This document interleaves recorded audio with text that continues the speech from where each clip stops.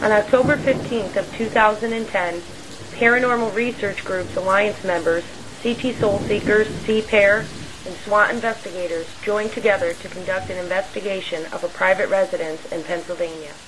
The family has experienced activity since moving in roughly 2 years ago. What started out as tapping and the sounds of footsteps grew to objects being thrown, welts, scratches, and even bite marks left on the family members, as told by their own accounts. These are our experiences as we conducted a weekend-long investigation of the residence.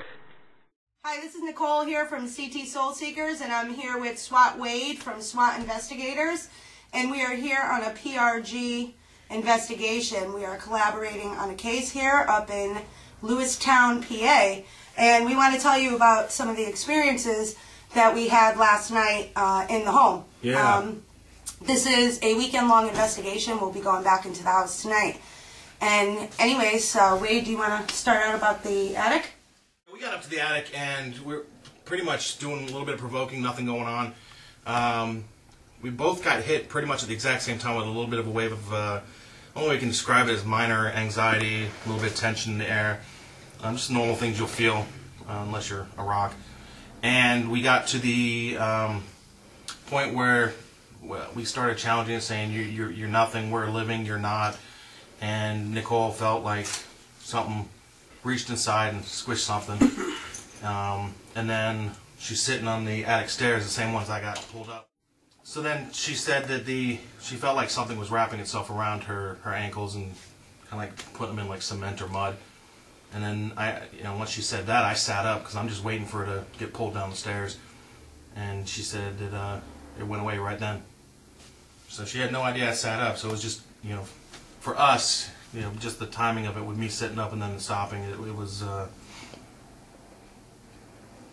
goes to show that there was something going on, at least to us. I actually had an experience when we were just walking through the house and homeowner was showing us around doing the tour. I heard my name called twice. Sounded like it came from the hall area. It was that voice that you hear when you hear an EVP, that more of a whisper. It wasn't just like somebody else talking. So. Yeah, I mean, down in the basement, I also got hit with like a wave of nausea about 20 minutes into our session down there. But we could pretty much explain that away potentially because it does have a high EMF area, and there's an old kerosene drum that is not capped off, and so you can smell the fumes down there. So it may have been that because once I got outside, I was fine. Alright, so we're recapping day one, or night one, of the investigation in Lewiston, Pennsylvania. It was a great first night. Always getting to investigate with fellow PRG team members from other groups. Always learn something new. I was with Marcy most of the night. We were down the basement in the first time we went through together. And the basement splits off as you hit to the bottom of the steps. So I went down and I went to the left and Marcy went to the right.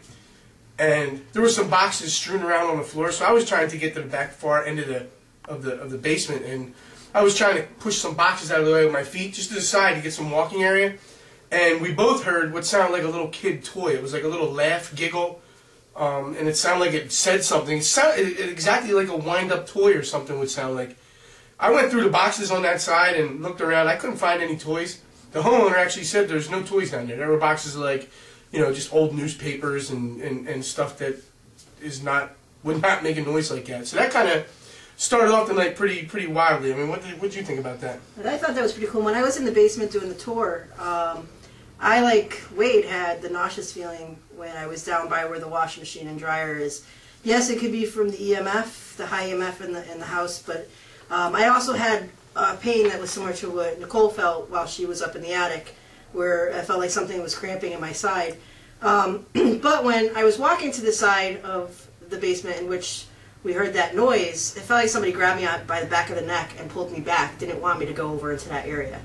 And while we were down there in the basement, that's where we were hearing all the noises. When we were on the opposite side, we heard like footsteps, something sounded like on the stairs. So we're hoping to concentrate a little bit more on that area tonight and see if we can get some more interaction. And then we went up to the attic, and the attic was all kinds of reports that actually one of our fellow team members tonight was pulled toward the attic on a previous trip to the location. So we knew the attic had a reputation for having some negative energy up there. So me and Marcy went upstairs and we began setting up our equipment to do some audio work and stuff like that. And I was trying to be very forceful and asserting myself, as the point of strength person.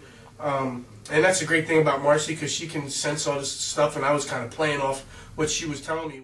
We're starting to do our EVP session, and I was being very aggressive with the spirit that was up there. Taking offense to one of my friends being pulled and tugged on, taking offense to the way that the young kids in the house are being, made to feel uncomfortable. And I was basically saying, it's over, I'm here to stop it, type of thing. And we were hearing some noises and other stuff. Marcy was taking some pictures. We were both taking pictures, and at one point I just turned over and looked behind Marcy. She was sitting on the edge of the steps, up behind her, and I saw like a round, pale white face. I saw eye slits, puffy cheeks. You could see the outline of some ears, and it freaked the hell out of me. It made me go, "What the heck was that?" And I told Marcy what I saw, because she was like, "What happened?" And she could feel a coldness behind her. Even picked up some heavy breathing on her H4? H2. H2? H20? The H2. On her audio H2, she picked up, some breathing, and, we also both heard a disembodied voice at one point. Yeah, we had, and actually twice we heard it. The second time, I have not been able to make out what it said, but the first time, it almost sounded like we were being greeted. Mm-hmm. And, with the coldness on the back, when he saw that face, I felt like as if something was just kind of right over me. And then the heavy breathing, you could hear it so close on the recorder, but it also was going down the back of my neck. It sounded like little things being moved, footsteps, and we had your, with the tri-field. Yep. Yeah, we had some tri-field interaction, which is a good device to use. It can really, rule out any kind of EMF that you don't want to pick up if you put it on the right mode. So that was pretty interesting. We tried a couple other things that weren't too successful, the flashlight experiment. But tonight we're going to go in tonight and we're going to try some different kinds of stuff that we didn't do last night.